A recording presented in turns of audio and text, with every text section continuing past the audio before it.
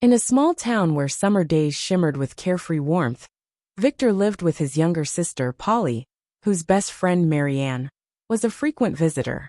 Despite the age difference, Victor and the girls didn't connect much. He'd play the fool, tossing out jokes that made them roll their eyes, dismissing him as unserious. But everything changed at Polly's birthday party, held at their family's lakeside cabin with no parents to supervise. The day buzzed with youthful energy, sun-soaked and brimming with possibility. Amid the laughter and music, Victor and Marianne slipped away to a quiet bend by the river. There, away from the crowd, something unexpected unfolded. Marianne, usually guarded, opened up, sharing her passions with a vibrancy that caught Victor off guard. Their conversation flowed effortlessly, and in that moment, Victor felt a spark, a feeling that tasted like love. When they returned to the party, hand in hand, their friends were floored. No one saw it coming. The connection was undeniable, and soon, they made a daring choice. Marianne, just 18, and Victor, not much older, decided to marry. Her parents were stunned. University was the plan, not wedding bells. But the couple stood firm. That July, fresh from high school, they exchanged vows in a simple ceremony. Over time, Marianne's family grudgingly accepted their union. By their first anniversary, they'd scraped together enough for a small apartment bought with a loan.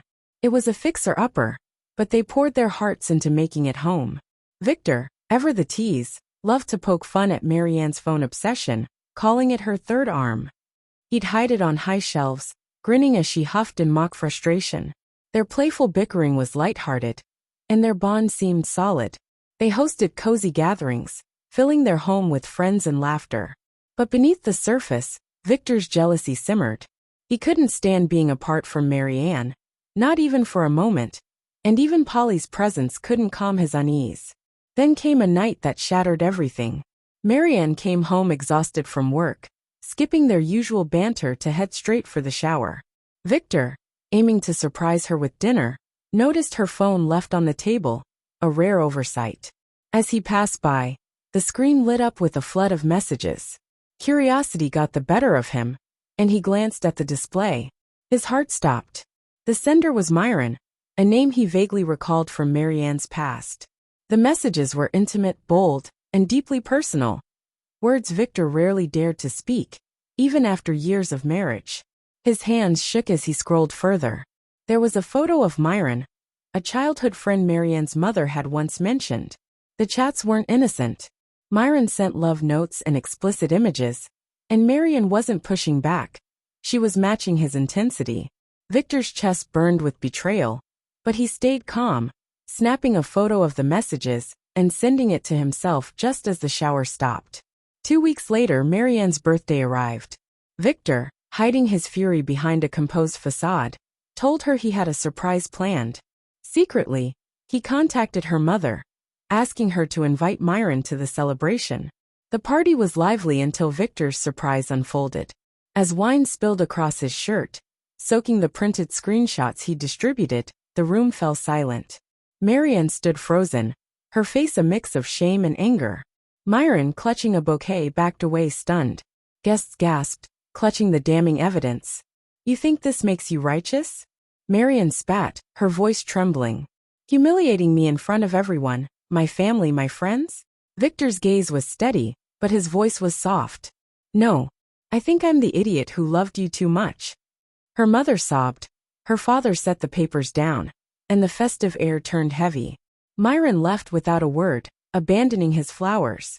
Marianne's defenses crumbled as she tried to explain. "I was tired, Victor. Lonely. You were always there, but not really. Always teasing, always hovering, always jealous. I didn't mean for it to go this far." Victor shook his head. "You crossed a line. You just didn't think you'd get caught." He stood, addressing the silent room. "I'm sorry for dragging you all into this. You didn't deserve it. But I couldn't pretend anymore." To Marianne he added, "Happy birthday." Then he walked out into the night, leaving behind a shattered marriage. After the divorce, Victor's life grew quiet and solitary. He worked long hours, avoided old haunts, and wrestled with the memory of that night. He didn't regret exposing the truth, but the public spectacle haunted him. Marianne, meanwhile, chased her passion with Myron, only to find it fleeting. His charm faded as bills stacked up, and he sank into a haze of empty promises and screen addiction. The fiery romance that cost her everything turned into a joyless grind. Marianne stayed, whether out of guilt, pride, or fear of admitting her mistake. Through a mutual friend, Victor heard fragments of her struggles. Each update stirred a mix of resentment and pity.